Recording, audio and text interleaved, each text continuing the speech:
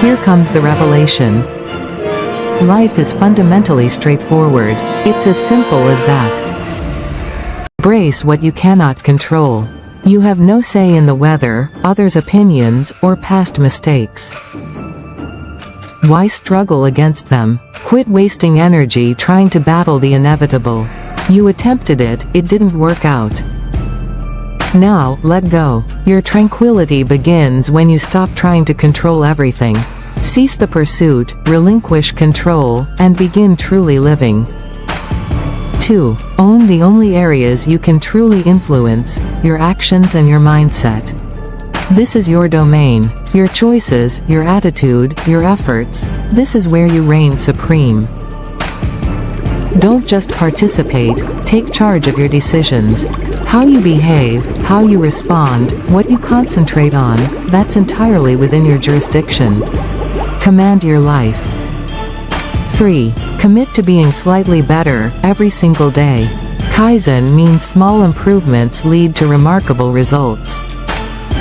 Rise each day, strive to do one thing better than the day before. One small advance, that consistent, often unnoticeable push. If you're not progressing, you're stagnating. Get ready to reshape your perspective. In an exciting way. Do you think life's ridiculously complicated? With finance, relationships, and happiness, noise is everywhere. Wrong. Life is simple. We're the ones who complicate it. Consider this. Self-help, motivation, discipline, routines, they all convey the same message. Relationships? Communicate effectively. Success? Hard work and creating value. Advancing up the ladder. Sound dull, right? So, we turn everything into complicated systems, lengthy morning routines, daily affirmations, diverse exercise plans, and mythical diets. Here's the kicker. As we chase complex answers, life is constantly offering us simple ones. The challenge? Simplicity isn't marketable. Simplicity doesn't make you feel extraordinary. The ultimate irony. Seeking complexity is what creates complexity. Life has always been easy. We just overcomplicated the search. Part 1. The Effort Paradox. Want a mind-bending revelation? Here it is. The more you strive, the more you fail. Consider these scenarios. Force sleep? You end up wide awake. Pursue happiness? It eludes you faster. Demand someone's affection? It crumbles away. This is the law of reversed effort.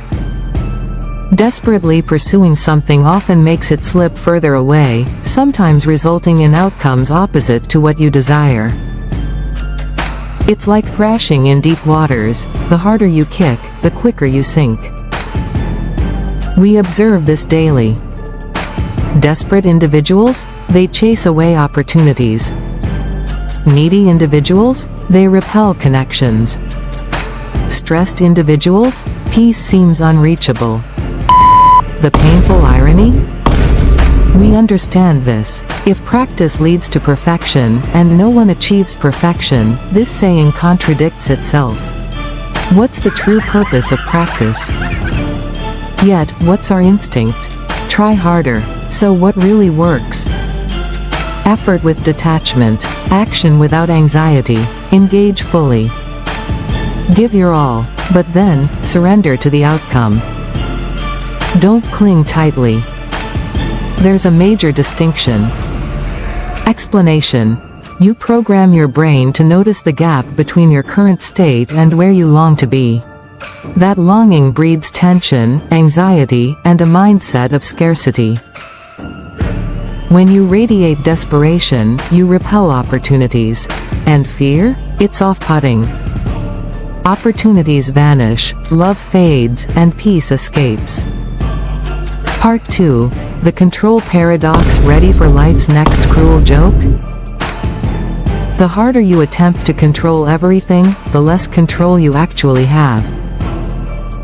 Schedule every moment. Anticipate every result. Life simply chuckles, tossing you curveballs regardless. Control is like water slipping through your fingers. Hold too tightly, it evaporates quickly. Ancient wisdom. You genuinely control only two aspects: your actions and your reactions. Everything else? That belongs to life. You aren't directing life. Instead, you're riding the waves. Your aim isn't to conquer the ocean, it's to navigate the ride. Explanation. Your unyielding quest for total control ultimately weakens you. Focusing on external factors, the market, weather, and others' actions, surrenders your power. It sets you up for ongoing frustration and anxiety because 99% of reality lies beyond your control. The game isn't about bending the world to your will.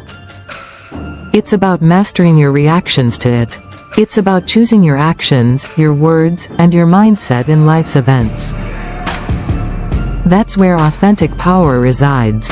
It's not passivity but strategic energy use. Concentrate only on things uniquely within your capability to alter yourself. That's liberation. Part 3. Your brain's night shift. Rest. Here's an astonishing fact. Each night, while you're asleep, your brain conducts a thorough cleanse. Researchers found that deep sleep allows specialized fluids to flow through, clearing toxins and daily mental clutter. It's a genuine mind cleaner. Literally, your brain reduces in size to facilitate this deep cleaning. This is why you feel alert, creative, and focused after proper rest. Just one poor night leaves you feeling unproductive. Sleep isn't optional, it's paramount for system maintenance. Skip it, and you're not merely fatigued. Your mind runs with corrupted files. Explanation.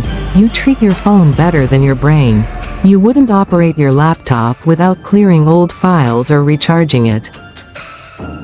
Yet, you persistently demand peak performance from your most intricate organ while neglecting its critical nightly reset. This isn't just about staying awake, it's about optimal brain function. Creativity, problem-solving, emotional regulation, and memory consolidation all plummet without adequate rest. You're dulling your potential, damaging your mind, and hampering your decision-making. Prioritize sleep. It's not slothfulness, it's the wisest thing you'll do all day. Part 4. The Happiness Trap. Why can't you seize happiness? Because the more you pursue it, the quicker it flees. Happiness mirrors an enforced laugh. The harder you strive to laugh, the less authentic it feels. But genuine joy arises naturally when you immerse yourself in something enjoyable. We've all participated in this cycle. I'll be happy once I land the job, the relationship, the perfect physique. But neuroscience reveals a truth.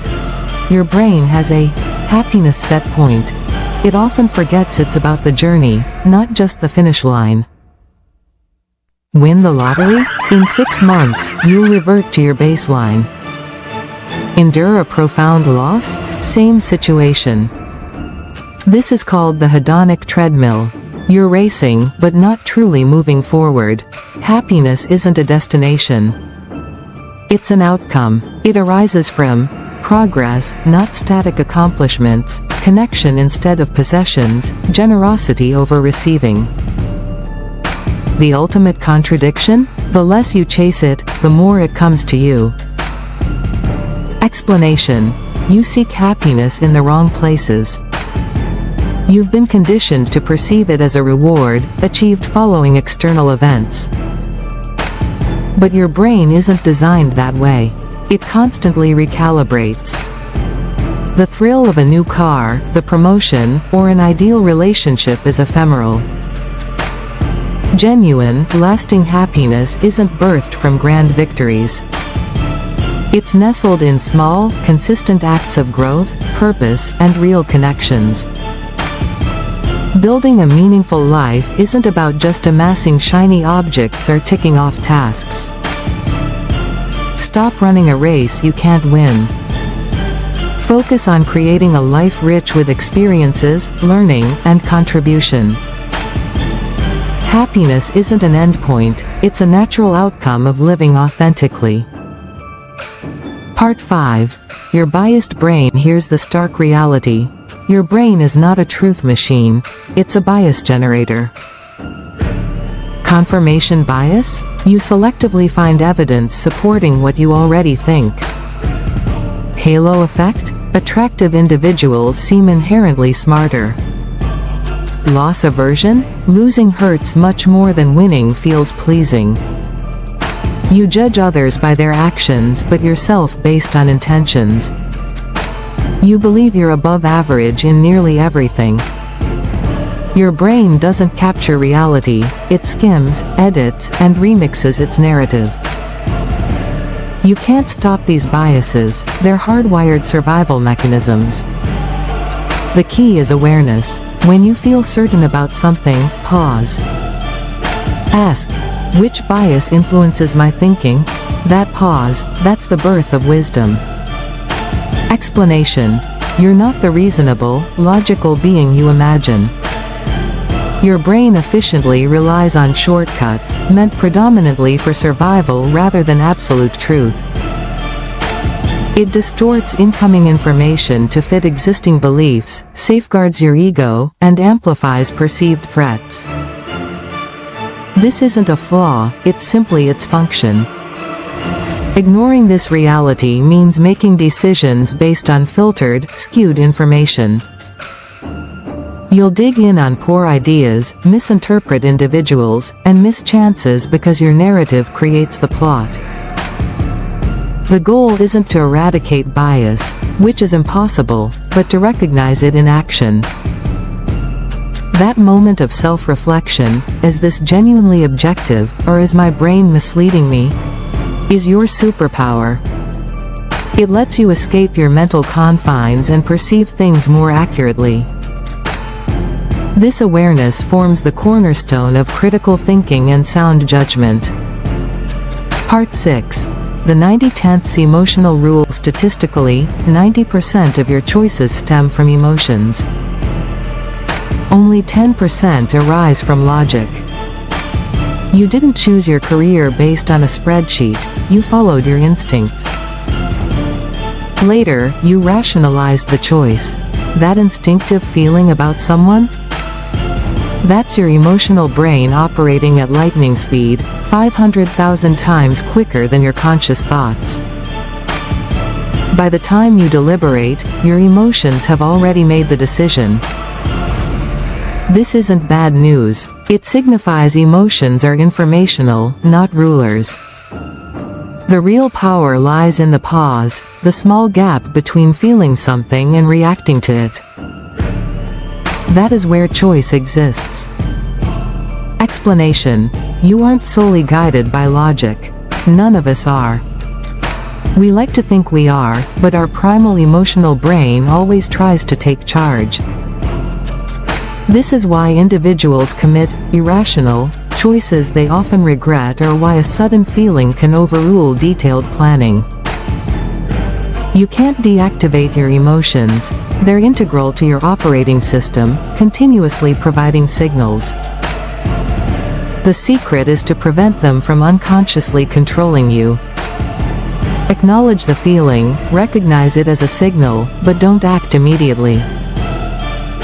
Create that pause. That moment of separation between impulse and action is where your freedom and power lie.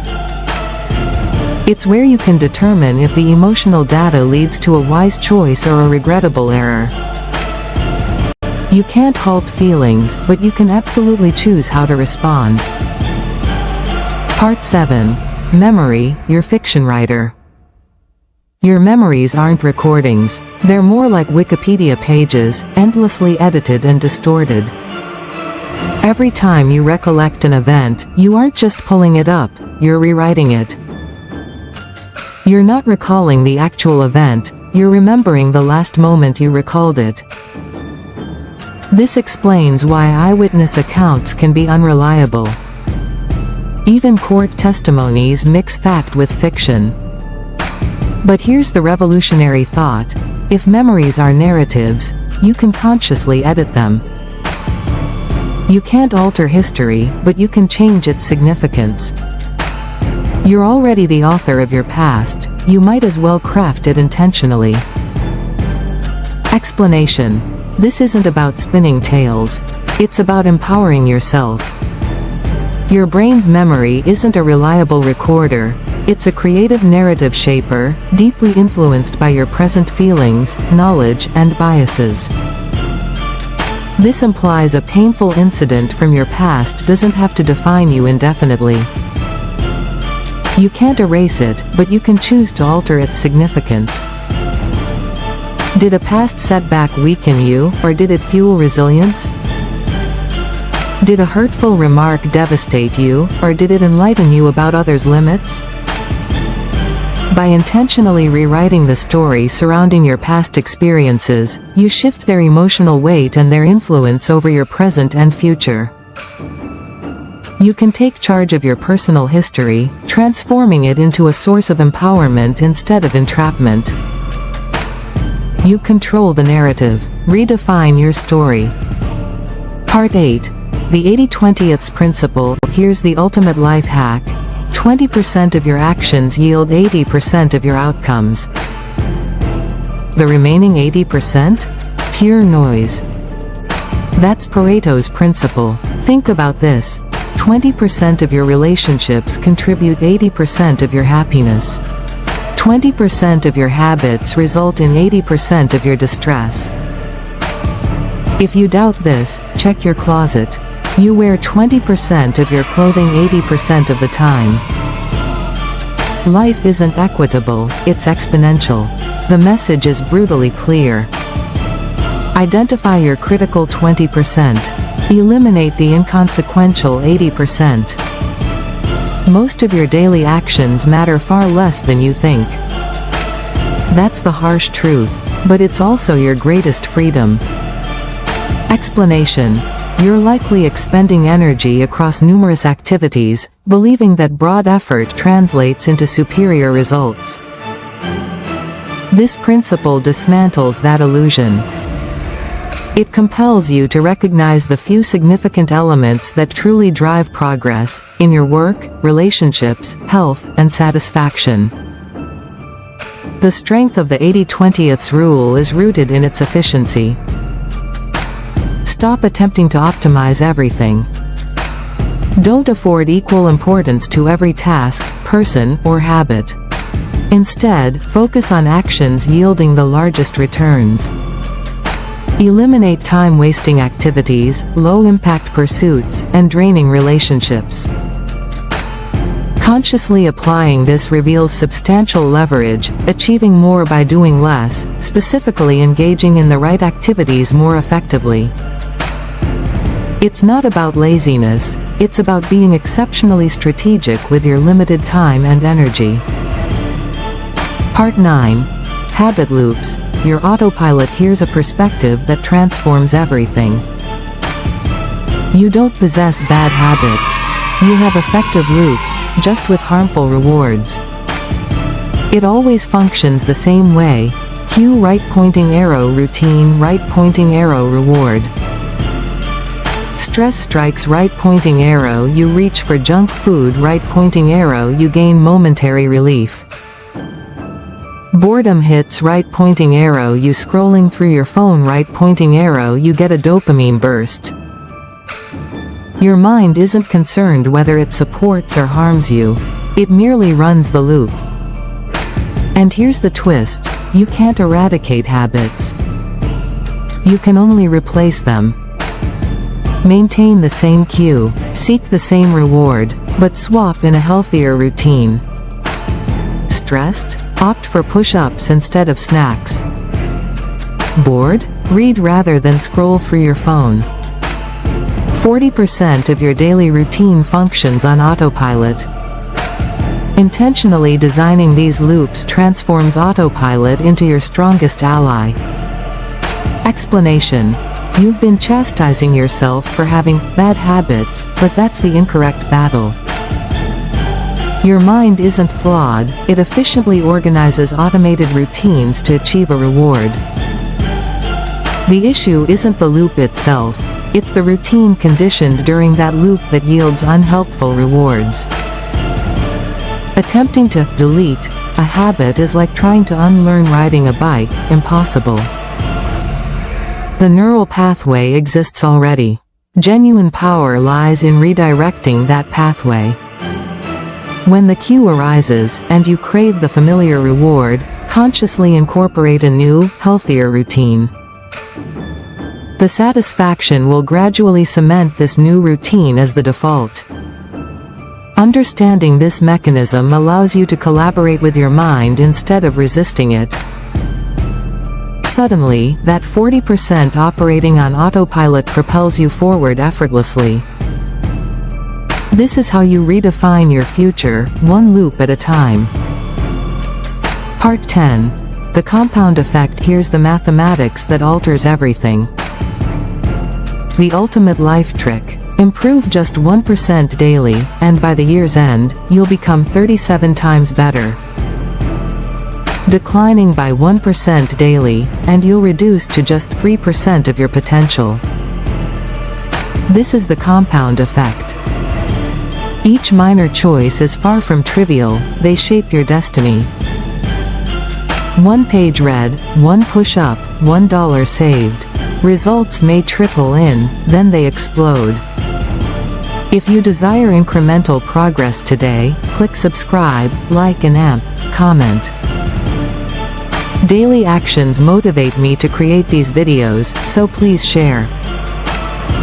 And yes, it works in reverse. One missed workout may seem negligible. But skip 100 workouts? Everything shifts. Motivation? Willpower? Secondary. The math is key. It's about systems or discipline, not purely about goals. It's about trajectory, not solely intensity. Small daily acts, multiplied by time.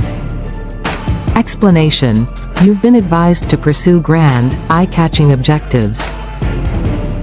You've been taught motivation is essential. Yet motivation wanes. Willpower can dwindle.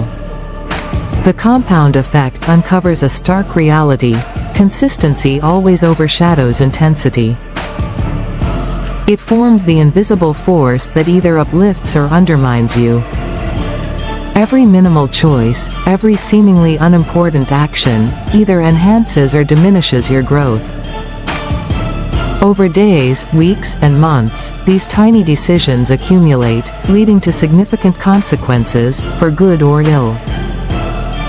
Cease waiting for inspiration. Stop leaning on heroic efforts.